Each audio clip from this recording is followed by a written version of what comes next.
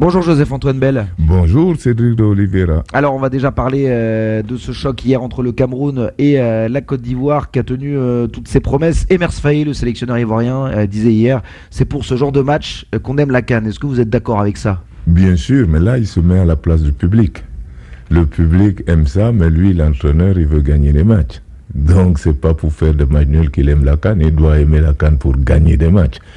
Nous, comme observateurs et publics, nous étions contents. Il y avait du suspense, il y avait du mouvement, il y avait de l'opposition de style. On était contents, oui, effectivement. Est-ce qu'on a vu une équipe de Côte d'Ivoire qui a assumé son statut, ou on voit qu'il y a encore quand même des progrès à faire? Là, justement, si j'ai parlé de la vision du coach tout à l'heure, c'est précisément parce que, à mon avis, les statuts n'ont pas été respectés dans ce match. La Côte d'Ivoire, tenante du titre, n'a pas joué ce rôle-là. C'est ce qui nous a valu ce match équilibré.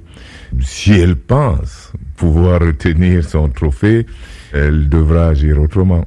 De son côté, le Cameroun finalement a bien tenu le choc. Est-ce que finalement les Lions indomptables ont trouvé la bonne formule, en tout cas pour être performants sur cette CAN? En fait, à chaque match, sa vérité. Le premier match du Cameroun contre le Cameroun a gagné, n'a pas été, à mon avis, à la hauteur de sa réputation.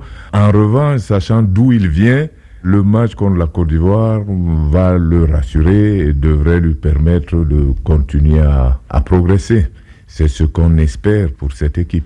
Les deux équipes ont 4 points dans le groupe F. Et puis la mauvaise nouvelle, en tout cas pour le Gabon, c'est qu'il est déjà éliminé après 2 matchs. Après sa défaite face au Mozambique, c'est quand même une déception de voir les Panthères à ce niveau. C'est une déception quand on pense que pour les éliminatoires de la Coupe du Monde, le Gabon était allé jusqu'au barrage. On le croyait plus fort que ça. Je dois dire que personnellement, j'ai été déçu des performances du Gabon qui n'a finalement pas produit grand-chose. Donc c'est dommage pour le Gabon d'être redescendu. Je le croyais désormais à un certain niveau. Alors en revanche, dans le groupe E, un mot sur l'Algérie qui a battu le Burkina Faso 1-0. Service minimum avec un pénalty de Riyad Mahrez. Contrat rempli pour les Fennecs qui sont déjà qualifiés pour les 8e de finale. Oui, quand on pense que les 2 dernières éditions avaient été catastrophiques, les Algériens doivent être plutôt contents, rassurés et pleins d'espoir.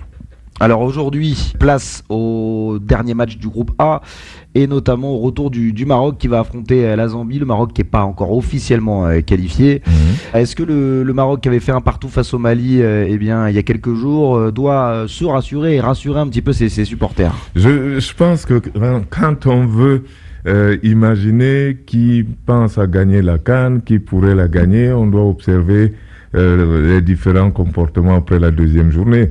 Le Maroc avec ses 4 points, tout le monde dit il n'est pas rassuré, il n'est pas encore qualifié, pendant qu'il y en a beaucoup avec 4 points qui sautent partout et qui sont très contents et qui se disent qualifiés. Simplement, le Maroc est plus ambitieux, on en attend plus. Et de son côté, le Mali va affronter les Comores. Là, par contre, il y a une victoire à aller chercher pour valider ce ticket.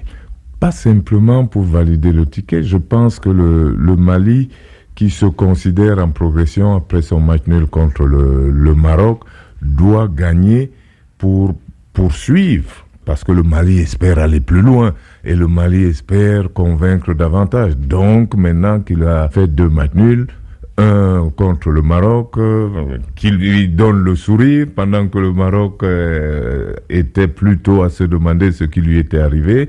Là, le Mali devrait tout faire pour gagner, pour confirmer cette bonne impression qu'il a de lui-même. Et puis dernière question, elle concerne le groupe B parce qu'il y a beaucoup de matchs. Aujourd'hui, il y en a 4 encore. Angola, Égypte dans le groupe B et Zimbabwe, Afrique du Sud, les Bafana qui, après leur défaite contre l'Égypte, doivent réagir, notamment face au Zimbabwe. Ouais. On rappelle qu'ils étaient 3e de la dernière CAN, donc il y a aussi une qualification à aller chercher. Oui, c'est une bonne équipe. Elle a perdu contre l'Égypte, mais d'autres perdront peut-être aussi contre les Égyptiens. Mais je pense que l'Afrique du Sud devrait s'en remettre et faire un bon match et se qualifier. L'Afrique du Sud devrait passer. Eh bien, merci Joseph-Antoine Bell.